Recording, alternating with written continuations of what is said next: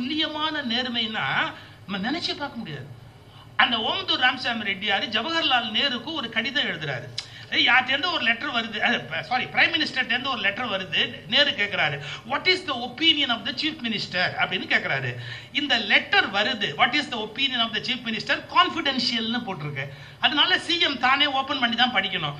Omandur Ramasamy Reddiar sir 3ஆம் class தான், ஆனா இங்கிலீஷ்லாம் படிப்பார். இதெல்லாம் ஒரு ஆச்சரியமான குணம். அவர் லெட்டரை படிச்சாரு. படிச்சுட்டு என்ன பண்ணாரு பாருங்க, இன் மை ஒப்பீனியன் அப்படின்னு ஆரம்பிக்கிறார் லெட்டரை. இன் மை ஒப்பீனியன்ங்கிற போது ஒப்பீனியன் ஸ்பெல்லிங் தப்பாயிட்டாரு. அவருக்கு தெரியாது, இங்கிலீஷ் தெரியாது.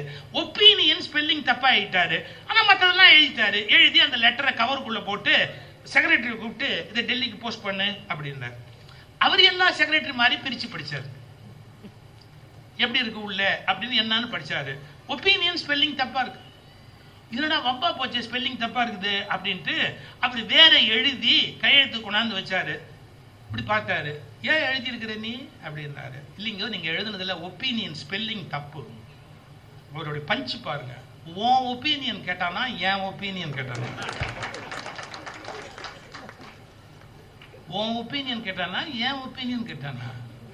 இல்லைங்கோ எல்லாரும் இதான் ஸ்பெல்லிங் அவரு கிடையாது. என் ஒப்பீனியனுக்கு இதான் ஸ்பெல்லிங், ஓ ஒப்பீனியனுக்கு அதான் ஸ்பெல்லிங் சொல்லிட்டு சார் சும்மா விளையாடுறாரு. அவரு கோவம் அப்படி சிரிச்சுக்கிட்டே சொன்னாரு, என்ன எனக்கு இங்கிலீஷ் தெரியாதுங்கிறத மறைக்கிறியா? எனக்கு இங்கிலீஷ் தெரியாதுங்கிறது ஜவஹர்லால் நேருக்கு தெரியக்கூடாதுன்னு திருத்தி எழுதி நீ மறைக்கிறியா? ஒன்னு தெரிஞ்சுக்கோ, ஓமந்தூராருடைய வார்த்தை, ஒன்னு தெரிஞ்சுக்கோ, ஒரு முதலமைச்சருக்கு என்ன தெரியாதுங்கிறது பிரதம மந்திரிக்கு தெரிஞ்சாதான்டா நாடு உருப்பிடும். எனக்கு இங்கிலீஷ் தெரியாதுங்கிறது அவருக்கு தெரியட்டும், எனக்கு இங்கிலீஷ் தெரியாதுங்கிறது நேருக்கு தெரியட்டுண்டா. நான் தப்பா எழுதுற லெட்டரே போடு, என் லெட்டரை போஸ்ட்ல போடு, உன் லெட்டரை குப்பையில போடு. இல்ல ரெண்டு கவனிச்சிங்களா என்னன்னா, இன்பார்ன் லீடர்ஷிப் குவாலிட்டி 3ஆம் கிளாஸ் தான். இன்பார்ன் லீடர்ஷிப் குவாலிட்டி, என் லெட்டரை டெல்லிக்கு போடு, உன் லெட்டரை குப்பையில போடு. சார் இங்கிலீஷை திருத்தக்கூடாதுன்னு நினைக்கல, எனக்கு இங்கிலீஷ் தெரியாதுதான், எனக்கு தெரியாதுங்கிறது நேருக்கு தெரியட்டும். சார் இது சாதாரண விஷயம் அல்ல. உங்களில் பல பேர் துன்பப்படுவதற்கு என்ன காரணம் தெரியுமா? உங்கள் உண்மையான இயல்பு மற்றவருக்கு தெரியாதபடி அதை எப்படியாவது நாம் மாற்றி அதை ப்ரொஜெக்ட் பண்ண வேண்டும் என்று நினைப்பதால் தான் வாழ்க்கையில் எப்போதும் அதிகம் கஷ்டப்படுகிறோம். நான் யாரு ஒரிஜினலா அப்படியே வெளிப்படட்டும், அதை பத்தி எனக்கு ஒன்றும் கவலை கிடையாது. இப்ப நான் கோபக்காரன் தெரிஞ்சுக்கோ, நான் வந்து நேர்மைக்காக என்ன வேணாலும் பேசுவேன் அப்படியே தெரிஞ்சுக்கோ. அதை பூசி மொழிகி மறைச்சு எவ்வளவு காலம் நீ அப்படி பண்ணிட்டு இருக்க முடியும்? சில பேர் சைவம் சாப்பிட மாட்டாங்க சார், ஆனா வெளியில சைவம் சாப்பிடுற மாதிரி நடிப்பாங்க. எதுக்கு இந்த வேஸ்ட்? நீ அசைவம் சாப்பிடுவியா? சாப்பிடுவேன்னு சொல்லிட்டு போய் அசைவம் சாப்பிடுவேன் சார். விவேகானந்தர் ஓப்பனா சொல்றாரு, நான் அசைவம் சாப்பிடுவேன் அப்படிங்கிறாரு. அவர் ஒன்னும் இன்ஹிபிஷன் இல்ல, மறைக்கல. அவருக்கு அவர் அமெரிக்கா போன போது கிடைக்கல, மஜும்தார் அதை குறை சொல்றாரு. என்ன சொன்னா தெரியுங்களா? என்ன சாவ சொல்றியா? இங்க என்ன பட்டி கிடந்து என்ன சாவ சொல்றியா? அமெரிக்கால நான் கிடைச்சதை சாப்பிட்டேன், இப்ப என்னங்கிற அப்படின்னார். நான் ஒரு வார்த்தை சொல்லட்டுமா? பொய்யான புகழை விட உண்மைதான் எப்போதும் மேலானது. தூத்து நான் சாப்பிட்டேன், இப்ப என்னங்கிற? அதை திருட்டுத்தனமா மறைக்கிறதா? மறைக்கணும் விரும்பல, எதுக்கு மறைக்கணும் அப்படின்னார். இதை எதுக்கு சொல்ல வரேன்? பல பேரு தான் யாரா இருக்கிறாங்களோ அதுவா வெளிப்பட விரும்புறது இல்ல. வேற ஒரு இவங்க கஞ்சனா இருப்பாங்க சார், வள்ளல் மாதிரி காட்டிக்கணும்னு நினைப்பாங்க. எதுக்கு இந்த அவஸ்தை? அப்போ உன் இயல்பு என்னவோ அந்த இயல்போடு அப்படியே ஒரே வார்த்தை சொல்லட்டுமா? இதுக்கு ஒரு சூத்திரம், நீ நீயாக இரு. நீ நீயாக இரு, நீ யாரோவாக உன்னை வெளிப்படுத்தாது. நம்ம யாரோ மாதிரி நம்மளை காட்டிக்கணும்னு நினைச்சோம்னா நம்ம தோத்து போயிடுவோம். நாம நாமளாவே இருந்தோம்னு சொன்னா நம்மளை யாரும் அசைக்க முடியாது. இது 2வது ஸ்டேஜ். 3, நாம வளரணும் அப்படின்னு சொன்னா அந்த பாசிட்டிவான ஆட்டிடியூட் உள்ள நபர்களுக்கு மத்தியில் இருக்கணும். இது கொஞ்சம் ரொம்ப எசென்ஷியல். எப்படின்னா சில பேர் உங்களை எப்பவுமே கரிச்சு கொட்டிக்கிட்டே இருப்பாங்க, உங்களை முன்னுக்கு வர விட மாட்டாங்க. மன்னிச்சுக்கங்கம்மா, புள்ள வளர்க்குற போது நாம வந்து எப்பவுமே நெகட்டிவா பேசக்கூடாது. நான் அதை சொல்லித்தரத்துக்காக சொல்ல வேண்டியிருக்கேன், என்ன மன்னிச்சுக்கங்க. நீ எங்க படிச்சு உருப்பட போற? உனக்கு இதெல்லாம் வைவே வராது, உனக்கு கணக்கு எப்படி வரும்? உங்க அப்பனுக்கே வரல, உனக்கு வருமா? இந்த மாதிரிலாம் தேசியம் பேசாதீங்க. டேய் பின்னிரு விட, நீ நல்ல மேல ஒரு விட, அதனால என்னடா வரலன்னா என்ன, கணக்கு வரலன்னா பெரிய விஷயமா? நல்ல அகலம் ஜம்முன்னு மேல வருவேன். ஒரு புதுக்கவிஞன் 2 வரி எழுதியிருந்தா கோச்சுக்காதீங்க. புதுக்கவிஞன், படித்தவன் பாடம் நடத்துகிறான், 10,000 ரூபாய் சம்பளத்துக்கு போய் வாத்தியாரா உட்காந்து MB MA PhD பாடம் படித்தவன் பாடம் நடத்துகிறான், படிக்காதவன் பள்ளிக்கூடம் நடத்துகிறான். புரிஞ்சு போச்சு. என்னமோ பழைச்சா சரிதானே இந்த உலகத்துல. நம்ம பிள்ளை படிக்கலையா, படிப்பு வரலையா, டே வாடாக்க நீ மேல வருவடா, வாடா இதை படுற, உனக்கு என்னடா வருது அதை படுற, அப்படி சொல்லணும். சார் எனக்கு சண்முகவடிவேலு ஒரு நண்பர் திருவாரூர்ல இருக்காரு. அவருடைய நிறைய பேச்சுல நான் அவரை ரெஃபர் பண்ணியிருக்கேன். சண்முகவடிவேலு தமிழ் வாத்தியாரு. அவர்கிட்ட ஒரு பையன் டியூஷன் படிக்க வர்றான். இந்த பாருங்களேன், டியூஷன் நேரத்தை திடீர்னு அப்படின்னு இப்படி தாளம் போடுறான், பெஞ்சில் இப்படி இப்படி தாளம் போடுறான். வாத்தியாருக்கு கோவம் வருமா வராது? ஏய், உனக்கு உயிரை கொடுத்து நான் பாடம் நடத்துறேன், நீ என்ன தாளம் போட்டு உட்காந்துருக்கிற, அறிவு இருக்கா அவனுக்கு? அப்படி sir sir sir sir Umayalpuram Sivaraman மிருதங்க வாசிக்கிறார் சார்.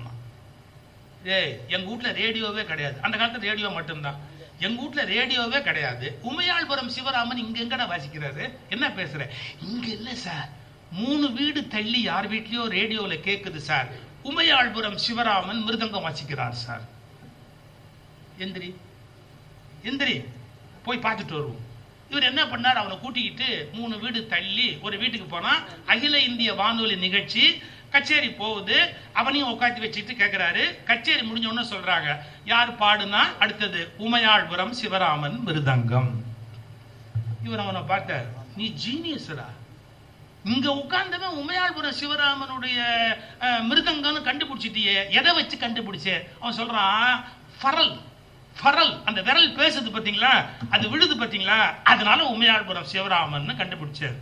சரி, இந்த பையன் டியூஷன் முடிஞ்சு கூட்டிட்டு போறதுக்கு அவங்க அம்மா வருவாங்க பாத்தீங்களா, வந்து டியூஷன் கூப்பிட்ட உடனே இங்க வாங்கம்மா, இங்க வாங்க, இவனை எதுக்கு எங்கிட்ட டியூஷனுக்கு அனுப்புறீங்க? இவன் இந்த படிச்சு கிடிச்சு இதெல்லாம் பாஸ் பண்ண போறது இல்லை. ஆனா ஒண்ணு சொல்லட்டுமா, அவனுக்கு மிருதங்கம் பிரமாதமா வருது. அவன் எங்கேயோ உமையாள்புரம் சிவராமன் வாசிக்கிறான்னு கண்டுபிடிக்கிறான். இவனை என்ன பண்ணுங்க, ஒரு மிருதங்க வாத்தியார்ட்ட கொண்டு போய் விட்டு இவனை மிருதங்கம் படிக்க சொல்லு. அந்த அம்மா சொல்லுது, என்னங்க நீங்க அறிவு இல்லாம பேசுறீங்க, நான் இவனை இந்த SSLC பாஸ் பண்ண வைக்கிறதுக்கே பெரிய வேலையா போடும் போல் இருக்கு, உங்களுக்கு டியூஷன் ஃபீஸ் கொடுக்கறதே எனக்கு கஷ்டமா இருக்குது, இன்னொரு மிருதங்க வாத்தியார் இந்த பாருமா, நான் தமிழ் ஃப்ரீயா சொல்லி கொடுக்குறேன், அவனை என்கிட்ட அனுப்புங்க, நான் தமிழ் ஃப்ரீயா சொல்லி கொடுக்குறேன். ஏன்னா காசு வாங்கி சொல்லி கொடுத்தாலும் வரப்போறது இல்லை, ஃப்ரீயா சொல்லி கொடுத்தாலும் வரப்போறது இல்லை, நான் ஃப்ரீயாவே சொல்லி கொடுக்குறேன், கவலைப்படாதீங்க. ஆனா வாத்தியார் மிருதங்கத்துல கொண்டு போய் விடுங்க, அவன் பெரிய ஆளா வருவான் அப்படின்றாரு. அந்த அம்மா என்னமோ சொல்றீங்க பாக்குறேன்னு கொண்டு போய் மிருதங்க வாத்தியார்ட்ட விட்டாங்க. அவர் யாருன்னு நான் இப்ப சொல்லட்டுமா உங்களுக்கு? அந்த பையன் யாருன்னு சொல்லட்டுமா? MS சுப்புலட்சுமிக்கு பக்கவாத்தியம் வாசிச்ச திருவாரூர் பக்தவச்சலம். MS சுப்புலட்சுமிக்கு பக்கவாத்தியத்துல நம்பர் 1ல விளங்கினாரு திருவாரூர் பக்தவச்சலம். மிருதங்கத்துல கெட்டிக்காரரானாரு. யாரு கண்டுபிடிச்சா? அவங்க வாத்தியார் கண்டுபிடிச்சாரு. நீ தமிழ் படிக்காட்டி போனா போதுற, அதை பத்தி இல்ல, போய் மிருதங்கம் படுற அப்படின்னாரு. சார் உலக புகழ் பெற்றார் சார். MS அம்மா எங்க போனாலும் கூட போனார் சார். அப்ப நீங்க என்ன புரிஞ்சுக்கணும் ஒரு வார்த்தைய, உங்க பிள்ளைய நீங்க யார ஆக்கணும்னு நினைச்சு உருவாக்காதீங்க. அவங்க யார ஆகிறதுக்கு பிறந்திருக்கிறாங்களோ அதுவா ஆகிறதுக்கு ஹெல்ப் பண்ணுங்க.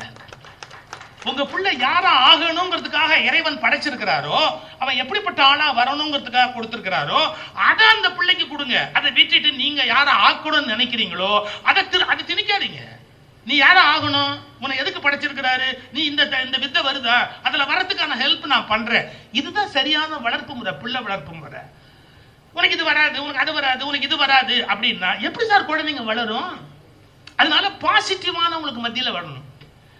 ஸ்ரீ சத்யசாய் பாபா ஒரு பேச்சுல பியூட்டிஃபுல் உதாரணம் சொல்றாரு. ரொம்ப ரொம்ப ரொம்ப ரொம்ப அழகான உதாரணம். அந்த ஒரு வரி அவர் ரொம்ப பொயட்டிக்கா பேசுவார் சார். அவருடைய பேச்சுல இருக்கிற வெற்றியே பொயட்டிக்கா பேசுறது. அவர் ஒரு வரி சொல்றாரு, ஒரு செடி வளருகிறது, கொஞ்சம் நல்லா அப்படியே விஷுவலைஸ் பண்ணுங்க. ஒரு செடி வளருகிறது, ஆடு நினைத்தால் அதை கடித்து மேய்ந்து விடும். ஒரு ஆடு வருது, இந்த செடியை கடிச்சு மேயுமா இல்லையா? செடி வளருகிறது, ஒரு ஆடு நினைத்தால் அதை கடித்து மேய்ந்து விடும். இந்த செடிக்கு வேலி போட்டு நீங்கள் பாதுகாத்து விட்டால், இது மரமாகி விட்டால் நூற்றுக்கணக்கான ஆடுகள் இதன் நிழலில் ஒதுங்கும். என்ன பியூட்டிஃபுல் பொயட்ரி. அதுக்கு அவர் உதாரணம் சொல்லி முடிக்கிறாரு. உங்கள் மனதில் ஒரு நம்பிக்கை செடி வளருகிறது, அதை எதிர்மறை எண்ணங்களால் பலர் கடித்து விடுவார்கள், உங்களை கேலி பேசுவார்கள். ஆனால் உங்கள் நம்பிக்கை செடி அழியாதபடி நீங்கள் வேலி போட்டு வளர்த்து விட்டால் நாளை அந்த ஆடுகள் யாரு நம்மளை கேலி பண்ணாங்கல்ல, அவர்கள் அந்த நிழலில் ஒதுங்குவார்கள். எப்படி சொல்லுவாங்க, அண்ணே உங்களை மாதிரி யாரையும் பார்க்க முடியாது அண்ணே, எப்படி அடே அப்பா சொல்றானா இல்லையா? அப்போ உங்களை யாரு முதல்லயே அழிக்கணுங்கிறதுக்காக உங்களை நெகட்டிவா பேசுறாங்களோ சட்டையே பண்ணாதீங்க, சட்டையே பண்ணாதீங்க லைஃப்ல. அப்படியே நீங்க பாட்டு போயிட்டே இருங்க, எல்லாம் தானா வந்து ஒரு நாள் நம்ம காலங்களை வந்து விழும். இந்த உறுதி இருக்கணும். ஏன்னா அவங்க என்ன நினைப்பாங்களோ, இவங்க என்ன நினைப்பாங்களோ, அவங்க என்ன பேசுவாங்களோ, இவங்க என்ன பேசுவாங்களோ, நத்திங் டூயிங். இது வாழ்க்கையில வந்து உங்களுக்கு நரகமாக்கிறது. நான் இன்னும் நிறைய 2 பேர் பேச வேண்டியிருக்கு, அதனால இன்னும் 2 செய்தி சொல்லிட்டு நான் முடிச்சிடறேன். ஒரு எல்லை இருக்கு, 2 செய்தி சொல்லி நான் முடிக்கிறேன். 1, ஒரு விஷயத்தை நல்ல வாழ்க்கையில புரிஞ்சுக்கோங்க. உயர்ந்த ஒரு இலக்கு அதை அடையணும் அப்படிங்கிறதுல உறுதியா இருங்க. ஆனா அதே நேரத்தில் ஞானமயமா யோசிக்கிற போது எதுவுமே அர்த்தமற்றது என்பதையும் புரிஞ்சுக்கோங்க. நான் எப்பவுமே 2லையுமே நம்மளை தக்க வச்சுக்கணும். வடதுருவம் தென் துருவம் 2 இணைஞ்ச பூரணமா நம்ம இருக்கணுங்கிறது என்னுடைய கோட்பாடு. அதுதான் பல பேருக்கு என்ன புரிஞ்சுக்க முடியல. நான் பூரணத்துல எப்பவுமே மைனஸும் உண்டு, நெகட்டிவ் பிளஸும் உண்டு, இருட்டும் உண்டு, பகலும் உண்டு, வடதுருவம் உண்டு, தென் துருவம் உண்டு. சோ பூரணமாய் இருக்கிற போது முன்னுக்கு வரணுங்கிறதுக்கான வழிமுறைகளையும் பின்பற்றணும், ஞானம் அடையணுங்கிற நினைப்பும் அப்படியே இருக்கணும். இதை நான் வந்து ஒரு முறை பேசுறேன். நம்ம எழுத்தாளர் சிவசங்கரி அம்மா வந்து ஒரு கேள்வி கேட்டாங்க. சிவம், நீ சொல்ற கொஞ்சம் யோசிச்சு பாரு, அகங்காரமான நான் நான் நான் அப்படிங்கிற ஒரு தன்முனைப்பு தானே உலகியல்ல வெற்றியை கொடுக்குது அப்படியே மேல வர்றதுக்கு. ஆனா துறவு ஞான நிலையில அந்த நானை இழக்கணும் அப்படின்னு திருவாசகம், ஆழ்வார் பாசுரம், ரமணருடைய உபதேசம், திருவள்ளுவரே யான் எனது என்னும் செருக்கு அறுப்பான் அப்படின்னு இதை விட்டுடுன்னு ஞான நூல் சொல்லுது. நீ 2ஐயும் கனெக்ட் பண்ணியே பேசுறியே எப்படி அப்படின்னு கேட்டாங்க. Very difficult question. அதனாலதான் என்ன புரிஞ்சுக்க முடியலன்னு சொல்றேன். பாருங்க, முன்னுக்கு வரதுக்கான மோட்டிவேஷனல் விஷயம் நான் பேசுறேன், இந்த பக்கம் ஞானம் அடைதல் பற்றிய செய்தியை நான் பேசுறேன். இது 2 ஒண்ணுக்கு ஒண்ணு எதிரெதிரானது. இதை விட ஒண்ணு சொல்லட்டுமா, ஒரு யூனிவர்சிட்டி வைஸ் சான்சலர் என்னோட டிராவல் பண்ணாரு ட்ரெயின்ல. என்ன கேட்டா தெரியுமா, பரவாயில்லையே உங்களுக்கு இங்கேயும் சில்லறை கிடைக்கும் அங்கேயும் சில்லறை கிடைக்கும்னு பேசுறீங்களான்னாரு. உங்களுக்கு இங்கேயும் சில்லறை கிடைக்கும் அங்கேயும் சில்லறை கிடைக்கும்னு பேசுறீங்களான்னாரு. ஏன் சார் உங்களுக்கு அதை தாண்டி சிந்தனையே வராதா? ஒரு மனுஷன் பூரணமா இருக்கணும்னா உலகியல்ல முதல்ல வெற்றி பெறணும். ஆனா வெற்றி பெற்றதுக்கு அப்புறம் அது ஒண்ணுமில்லைன்னு கண்டுபிடிக்கணும். அப்புறம் பூரணமான ஞானத்தோடு இறையில போய் கலக்கணும். எதுவுமே இல்லாம நேரடியா ஓடினா வாழ்க்கையை பார்த்து பயந்து ஓடுன கோழத்தனம்னு அர்த்தம். வாழ்க்கையை புரிஞ்சுக்கிட்டு நாம அதை நோக்கி போனோம். இதுக்கு ஒரு உதாரணம் சொல்லி நிறுத்திடுறேன். போல்வால் தாண்டதுன்னு ஒரு விளையாட்டு இருக்கு, பாத்திருக்கீங்களா? போல்வால் அப்படின்னு ஒரு விளையாட்டு இருக்கு. அது என்ன, பெரிய மூங்கில் குச்சி. அந்த பெரிய மூங்கில் குச்சியை அப்படியே தூக்கிக்கிட்டு ஓடியாருவான். அந்த மூங்கில் குச்சியை வச்சு அப்படி ஊனி, இது பாருங்களேன், டக்குன்னு அப்படியே 10 அடி உசரத்துக்கு தாவுவான். அந்த மூங்கில் குச்சியை ஊனி அப்படியே மேல போவான். இந்த 10 அடிக்கு ஒரு அளவுகோல் வச்சிருப்பாங்க நீ ஜம்ப் பண்றதுக்கு அப்படின்னு. எப்படி அதை தாண்டுவான் தெரியுங்களா? இந்த கோலை ஊனி மேல போயிட்டு இந்த கோலை இப்படி ஒரு தள்ளிட்டு தாண்டி இப்படி குதிப்பான். 10 அடி உசரத்துக்கு குதிச்சிருவான், கை தட்டுவான், அவனுக்கு கப்பு கொடுப்பான். நீங்க நல்லா புரிஞ்சுக்கணும், இந்த குச்சி இல்லாம 10 அடி உயர முடியுமோ? குச்சி இல்லாம 10 அடி உயர முடியுமோ? சரி, அந்தாண்ட போறேன் இந்த குச்சியை தூக்கிட்டு போக முடியுமோ? உயிர் போயிடும். நீங்க இந்த குச்சியோட போனீங்க உதவாங்குவோம். இந்த குச்சியை எடுத்துக்கிட்டு நேரம் அந்தாண்ட போனோம்னா அடி பலமா இருக்கும். நல்ல கவனிங்க, 10 அடி உயரணும்னா இந்த குச்சி வேணும். ஆனா ஒரு எல்லையில போய் அந்தாண்ட போய் விழணும்னா குச்சியை விடணும். உங்கள் நான் இல்லாமல் நீங்கள் மேலே வர முடியாது. உங்கள் நானோடு கடவுளோடு சேர முடியாது. கடவுள் கிட்ட போகும்போது அப்படி தள்ளிடணும். அந்த பக்குவம் வரணும். அதான் பூரண நிலைங்கிறனா. உங்கள் நானை பயன்படுத்தி தான் நீங்க மேல வரணும். ஆனா மேல வந்ததுக்கு அப்புறம் இறைவனோடு கலக்கிறதுக்கு இந்த நானை தள்ளிட்டு அந்த நான்ல போய் கலக்கணும். அப்ப இந்த குச்சி பயன்படாது. இது பூரணமான ஞான நிலை. அதை நோக்கி பயணம் பண்ணணும். அதுதான் விவேகானந்தர் கற்றுக் கொடுத்தாரு. நீ எப்படி பிடிச்சி எப்படி மேல வந்து எந்த நிலையில. ராமகிருஷ்ணன் போகும்போது பூரண சரணாகதி, டோட்டலா அவருடைய நானை விட்டுட்டாரு. ஆனா வெளியில போய் நிக்கிற போது அவர் கம்பீரத்தை அவர் விடவே இல்லை. அதனால வாழ்க்கையில முன்னுக்கு வரணும் அப்படின்னா உங்களுடைய அந்த தன்னம்பிக்கையை முழுசா பயன்படுத்தணும். அதை பலவீனப்படுத்துறவங்களோட இருக்கக்கூடாது. அவங்க நெகட்டிவா சொல்ற வார்த்தையை நினைச்சு பார்க்க கூடாது. இன்னொருத்தர் ஏதாவது விமர்சனம் பண்ணுவாங்களோன்னு கவலைப்படக்கூடாது. யூடியூப்ல சுகி சிவம் எக்ஸ்பிரஷன்ஸ் என்னோட பேச்சு 10,000 பேச்சுக்கு மேல இருக்கு. சுகீசிவம் எக்ஸ்பிரஷன் என்னுடைய சேனல்ல 10,000 பேச்சுக்கு மேல இருக்கு. நீங்க எது வாய்ப்பு இருக்கோ கேளுங்க. ஒரு விஷயம் சொல்லியிருக்கேன், என்ன, நீங்க என்னதான் இந்த உலகத்துல மற்றவங்க நம்மளை தப்பா நினைக்க கூடாது, திருப்தி பண்ணணும்னு நினைச்சா நடக்கவே நடக்காது. உங்க ஆத்மாவை திருப்தி பண்ணிட்டு போய் சேர்ற வழியப்பாரு. என்னை பொறுத்த வரைக்கும் 100% நான் பெர்ஃபெக்ட்யா, கரெக்ட்.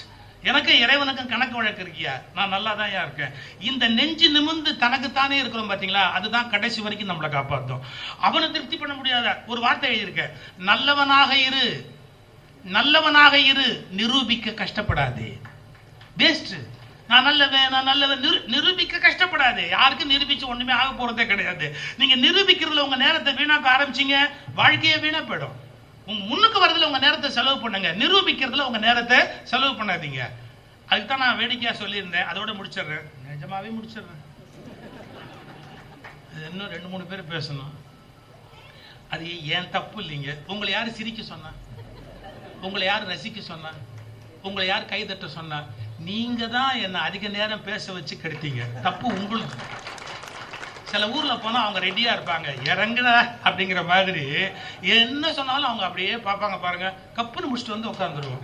நீங்க ரசிச்சதுனால இந்த பெனால்ட்டி உங்களுக்கு தானே ஒழிய என்னது இல்லை. நீங்க எல்லாம் கோச்சுக்கிறதா இருந்தா அவங்க கோச்சு. அதுக்கு காரணம் இந்த மாவட்டமே கல்வி அறிவு கூடுன மாவட்டம் ஆச்சு சார். அது ஒரு தனி சிறப்பு இருக்குல்ல, நீங்க அப்படி ரசிக்கிறீங்களா. நான் சொன்ன அந்த கதையோட முடிச்சிடுறேன். ஒரு நாய் ராத்திரி 8:30 மணி ஒரு சூப்பர் மார்க்கெட்டுக்குள்ள போகுது. ஒரு பேஸ்கெட் தூக்கிட்டு போச்சு. கடைக்காரர் ஷாக் ஆகிட்டாரு. அந்த நாய்கிட்டேருந்து அந்த பேஸ்கெட் எடுத்து பார்த்தா ஒரு பேப்பரில் என்னென்ன வேணும்னு, காலம்பரைக்கு பால், தீப்பொட்டி. சில வீட்டில் நைட்டு தான் காலம்பரைக்கு வேண்டியதே எழுதி கொடுப்பாங்க. பால், சர்க்கரை, காப்பித்தூள், தீப்பொட்டி எல்லாம் வரிசையா. இந்த நாய் கொடுத்த பேஸ்கெட்டில் அந்த பேப்பரை எடுத்துட்டு எல்லாத்தையும் ஃபில்அப் பண்ணிட்டு அவர் கொடுத்த உடனே அந்த நாய் வாலாட்டுச்சு. வாலாட்டுனா தேங்க்யூன்னு அர்த்தம். அப்புறம் பையன் அப்படி திருப்பி காமிச்சது, அதில் வந்து நோட்டு இருக்கு, பணம். பணத்தை எடுத்துட்டு சில்லறையை போட்டார், மறுபடியும் வாலாட்டுச்சு, தேங்க்யூ அப்படின்ட்டு. இவருக்கு என்ன பிரில்லியன்ட் டாக் அப்படின்னு ஷட்டரை மூடிட்டு இது பின்னாடியே வராரு. ஏன்னா கடை மூடுற நேரம். இது என்ன, அது போய் பஸ்ஸுக்கு நிற்கிது, பஸ் நம்பர் பார்த்து ஏறுது, அவங்க கண்டக்டர்கிட்ட பையை திருப்பி கொடுக்குது. அப்புறம் ஸ்டாப் எங்கேயோ அவங்க டிரைவர்கிட்ட போய் இப்படி வாலாட்டுச்சு. டிரைவர் நிறுத்தினாரு, இறங்குச்சு. அப்புறம் அதோட ஆச்சரியம், சிக்னல் பார்த்து கிராஸ் பண்ணுச்சு. நிறைய நாய் சிக்னல் பார்க்கறதே இல்லை.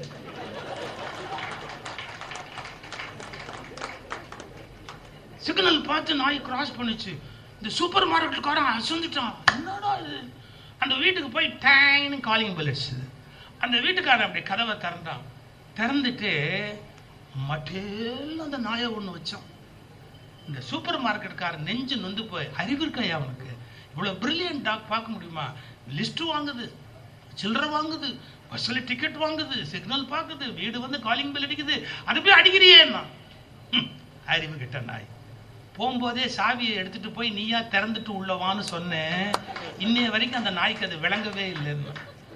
என்ன சார் அர்த்தம், என்ன சார், கையெடுத்து கும்பிட்டு